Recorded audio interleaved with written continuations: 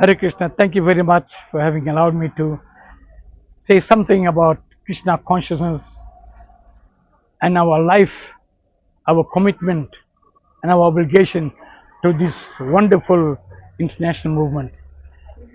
I come from a very conservative family that were involved with culture, traditional, spiritual, music, sports.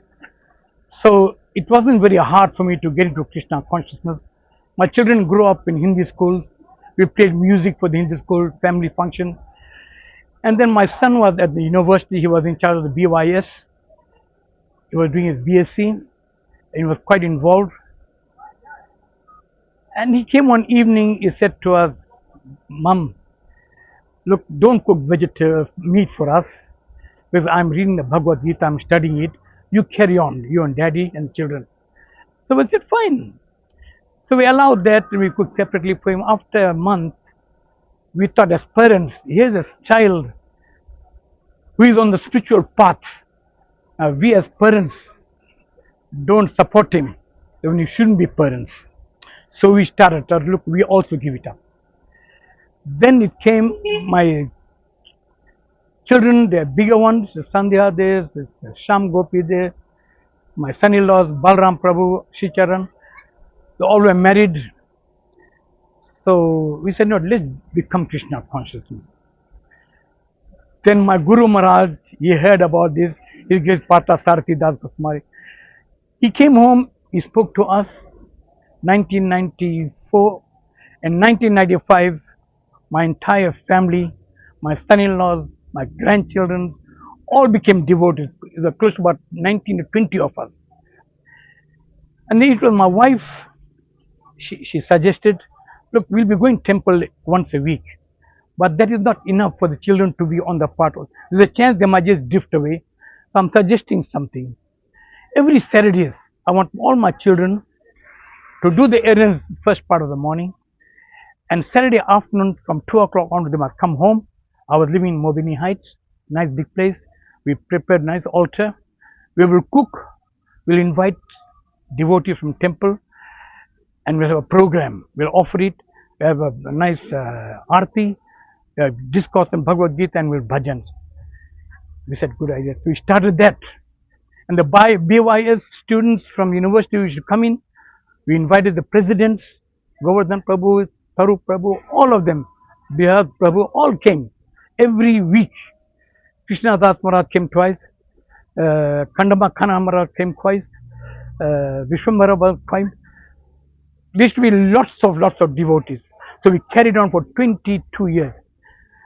Then what happened, it was Govardhan Prabhu, he was the vice president here, I think I'm right. He attended our function, we invited him. As he walked past, he heard us downstairs, the bhajans were carrying on. He says, you know, when I walked past, I thought there was a recording tape.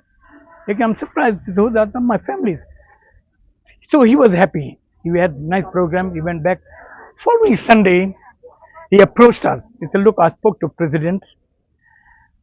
I want your family to render bhajans for 2 hours just before the main program. At that time, program used to start at 3 o'clock. He said, I want you from 1 o'clock to 3, just sing bhajan. So my grandchildren, 5 of them were small, 2 years, 4 years old. My daughter, we had the harmonium, we had our own PA system, and we started singing all Vaishnava bhajan. Nothing out of the Guru's, all Vaishnava. We had about 20 or 65 bhajans, no repeat. We would sing, and I tell you what, there was so much of appreciation around. And we sang for 22 years. 22 years. We stopped just during the period of the pandemic, the COVID. We stopped it, and up to now, although we don't sing, but our association temple is there. We have on Sundays. We did breakfast on Saturday mornings. We did Raj Bhogas. Thursdays and Fridays we did the afternoon, and Wednesday night we bless the deities. Up to these days, we're still carrying on. Before the temple was built, I brought my children were small.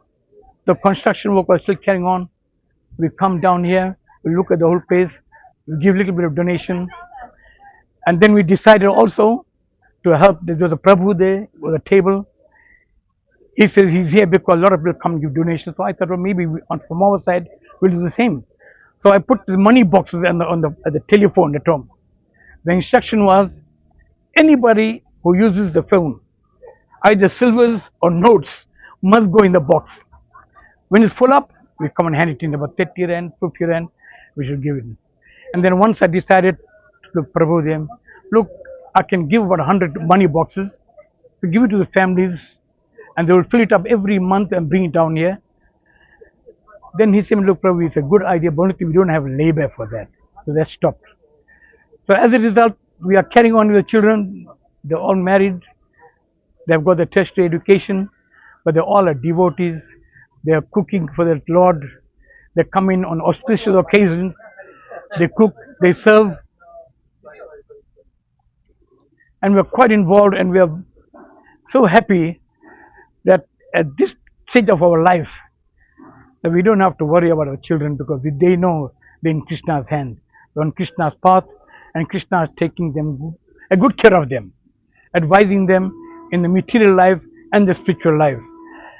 And my advice is to parents, if the parents are committed with the children at a young age, you leave your material attachment involvement.